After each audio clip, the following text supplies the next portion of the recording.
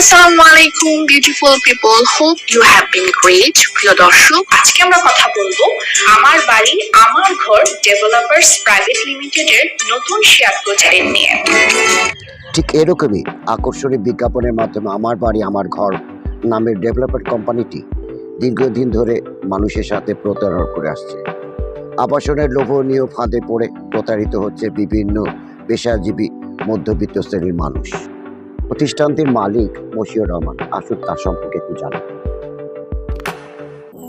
আসসালামু আলাইকুম, আমি মোহাম্মদ মশিউর রহমান, ম্যানেজিং ডাইরেক্টর, আমার বাড়ি আমার ঘর।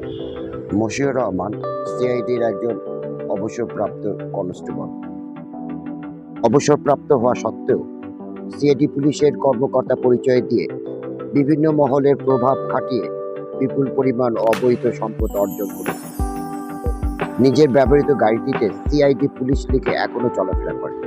জাল দলিল তৈরিতে দক্ষ এই প্রতারক। তার ফাঁদে পড়ে সর্বস্ব হারাচ্ছেন শেয়ার হোল্ডাররা। এবার শুনুন শেয়ার হোল্ডারদের মুখ থেকে তারা কি বলছেন। আসসালামু আলাইকুম, আমি আমার বাড়ি আমার ঘরের একজন শেয়ার হোল্ডার। ওইখান থেকে 2023 সালে আমি একটা শেয়ার কিনি, কারণ এই প্রজেক্টটা ছিল হাতিরঝিলের কাছে। তো হাতিরঝিলটা যেহেতু সুন্দর পরিবেশ, এই পরিবেশে ওনার প্রজেক্টটা দেখার পরে আমার মনে হলো যে ওপেন একটা স্পেস, ঢাকা শহরে তো আসলে এরকম ওপেন স্পেস পাওয়া যায় না। সেই কারণে আমরা সবাই মিলে আমাদের অফিস থেকে আমরা 10-12 জন একটা করে শেয়ার কিনি। সর্বপ্রথম আমি ডিতে বুকিং দিই 20 লাখ টাকা। ওনার সাথে আমার একটা বায়নাপত্র হয়, কিন্তু 1 মাস পরে সে বলে যে না, এটা দাম দেওয়া লাগবে 22 লাখ টাকা। মানে প্রতারণা আসলে সে শুরু থেকেই শুরু করছে। মে মাসে আমরা সেটা কিনলাম এবং উনি আশা দিলেন ডিসেম্বরের মধ্যে ইনশাল্লাহ বিল্ডিং এর কাজ শুরু হয়ে যাবে। উনি প্রত্যেক সপ্তাহে আমাদের কমিটমেন্ট দিতেন যে এই সপ্তাহে কাজ হবে, এই সপ্তাহে আবেদন জমা দেব। তো যখনই আমরা একটা সপ্তাহে কমিটমেন্ট করতো, আমরা পরের সপ্তাহে যখন যেতাম দেখতাম যে উনি সেই কমিটমেন্ট উনি রাখতে পারতেন না। এভরি টাইম উনি এর প্রথমে উনি একজন ইঞ্জিনিয়ার নিয়োগ দিলেন। সেই ইঞ্জিনিয়ার প্রথমে চাইলেন একটা কত 50 লাখ টাকার মতো, না? পরবর্তী গিয়ে 1-2 মাস পরে গিয়ে চায় 1.5 কোটি, পরে চায় 2 কোটি, পরে চায় 2.5 কোটি। এভরি মাসে যায় টাকা বাড়তে থেকে একসময় 3 কোটি পার হয়ে যায়। এরপরে উনি আবেদন একটা জমা দেয়। আবেদন জমা দেওয়ার পর আমরা জানতে পারি ওই আবেদনটা উনি যে করেছে, উনি যে দলিলটা সাবমিট করেছে রাজুকের কাছে, সেই দলিল ছিল পুরো ভুয়া। উনি আমার রাজা ক্রয় করেছে 22 সালের দিকে। উনি 19 সালে বা 20 সালে একটা দলিল, একটা ভুয়া দলিল তৈরি করে সেই দলিল উনি সাবমিট করছে। পুরো দলিলটাই একদম ফেক। এই নিয়ে আমরা সবাই যখন প্রতিবাদ করলাম যে কি ভাই আপনি এরকম ভুয়া দলিল করলেন কেন? কারণ ভুয়া দলিল আমি তো ওই সময় ক্রয় করি নাই, তা আমি তো জমির মালিকই না। আর ওই দলিলটা যদি এস্টাবলিশ হয় তাহলে তো আমার মালিকানাই থাকে না। মানে পুরো একটা ফেক একটা ঘটনার মধ্যে পড়ে যাচ্ছি না। আর এখানে আমাদের অনেক কষ্টের টাকা জমায় আমরা এত বছর 15-20 বছর আমরা জব করে যে টাকাটা জমাইছি এইটা ওখানে ইনভেস্ট করছি। আর এটা থেকে যদি আমরা রেজাল্ট না পেতে আমরা তো নিঃস্ব হয়ে যাবো।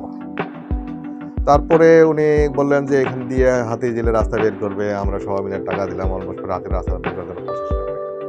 তারপরে ওই হাতিরঝিলের কর্তৃপক্ষ থেকে উনি একটা চিঠি আনছে। সেই চিঠিতে একটা স্পষ্ট বক্তব্য ছিল যে এখানে আসলে কোনো প্রাইভেট রাস্তা দেওয়া হবে না।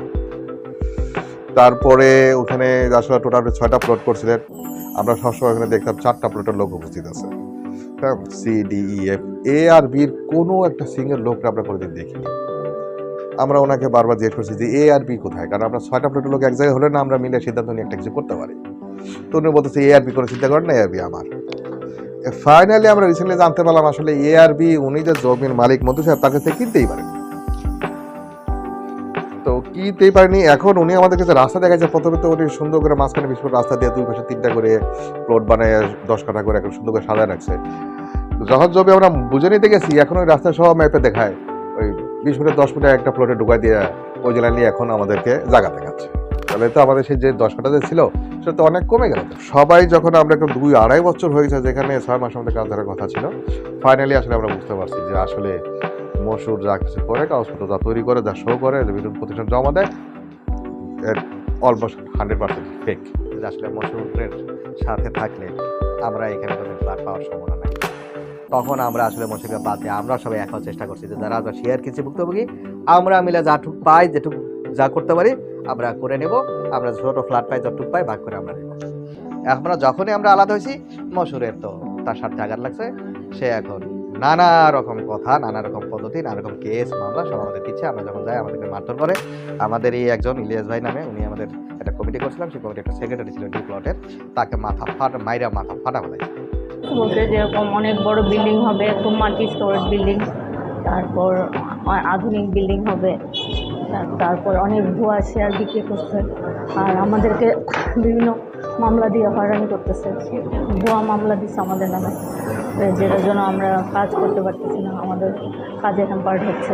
আমরা আজ প্রায় 3 বছর শেয়ারের পিছনে আমরা মানে অনেক টাকা পয়সা যেমন হচ্ছে দিয়ে রাখছি, আমাদের সময়ও নষ্ট হচ্ছে।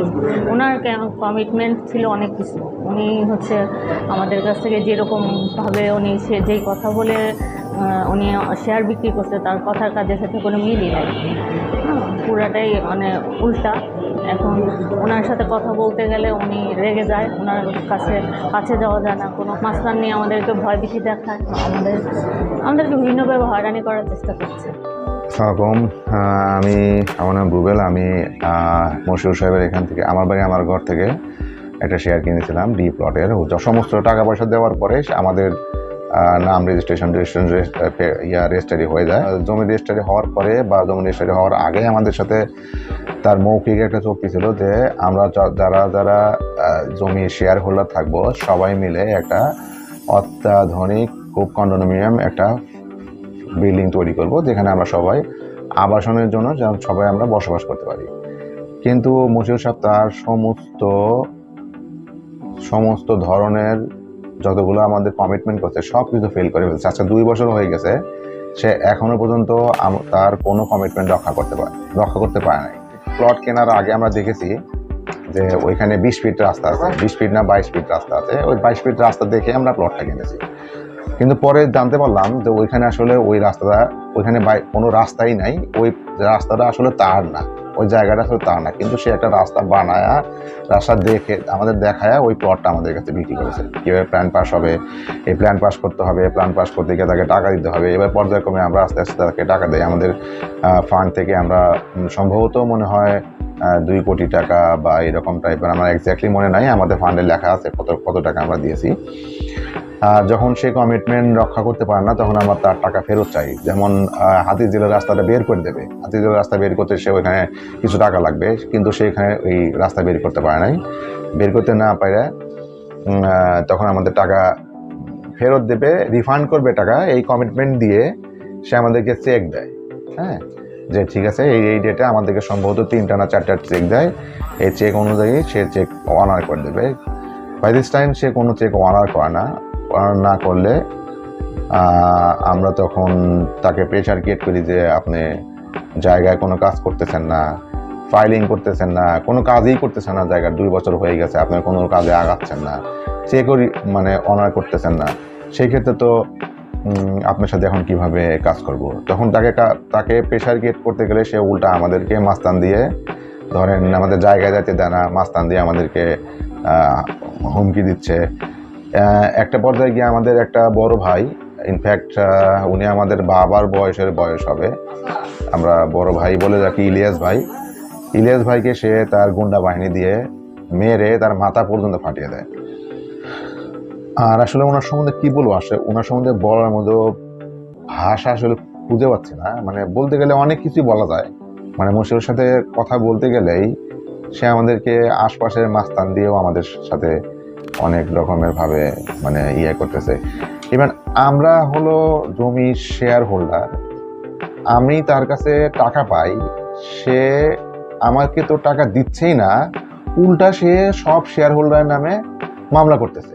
আর একটা জিনিস বলতে চাই যে মশিউরের যতগুলা ইউনিট আছে, মশিউরের যতগুলা বিজনেস আছে, হ্যাঁ, ধরেন আফতাবনগরে মশিউরের বিজনেস আছে, সেখান থেকে মশিউর বিতাড়িত। হাতিঝিল প্রজেক্টের যে ইয়াটা আছে সেখান থেকে মশিউর বিতাড়িত। আমি যতটুকু জানি যে আর একটা মশিউরের প্রজেক্ট আছে, সেটা হলো বনশ্রী, সেখান থেকে মশিউর বিতাড়িত। মশিউরকে কেউ কোনো ইউনিটেই, কোনো প্রজেক্টেই মশিউরকে কেউ চাচ্ছে না। সে টোটালি একটা বাটপার টাইপের একজন লোক, হ্যাঁ। তো এই বাটপারের হাত থেকে আমাদেরকে বাঁচতে হবে। ওনার দ্বারা কেউ যেন প্রতারিত না হয়। উনি মিষ্টি মিষ্টি কথা বলে মানুষের কাছ থেকে শেয়ার বিক্রি করতেছে। এখন দেখুন মিষ্টি কথায় কিভাবে গ্রাহককে আকর্ষিত করে। শেয়ার নির্দিষ্ট আপনারা যারা শেয়ার কিনতে ইচ্ছুক তারা আমাদের এই প্রজেক্টটি পরিদর্শন করতে পারেন। একই শেয়ার সে দুইবারও বিক্রি করতেছে, ওয়ারাস তার জায়গা নাই কিন্তু সে শেয়ার বিক্রি করতেছে।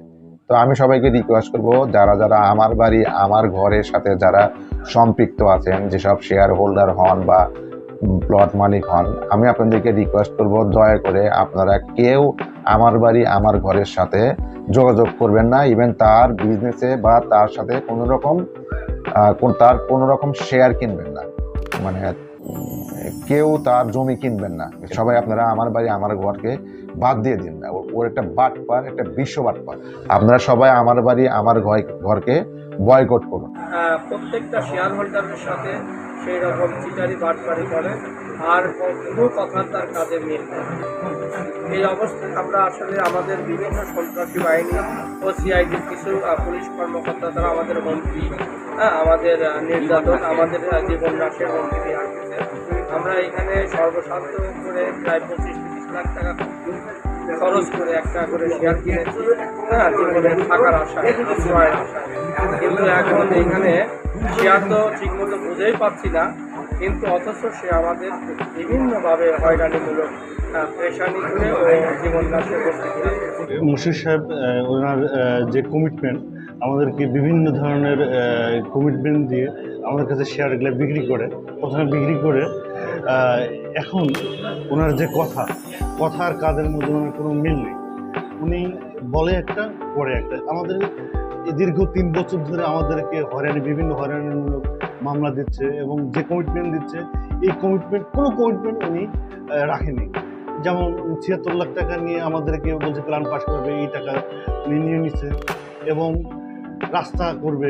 এখানে উনি 25 লাখ টাকা যে রাস্তা আমাদেরকে করে দেবে এটা উনি করেনি।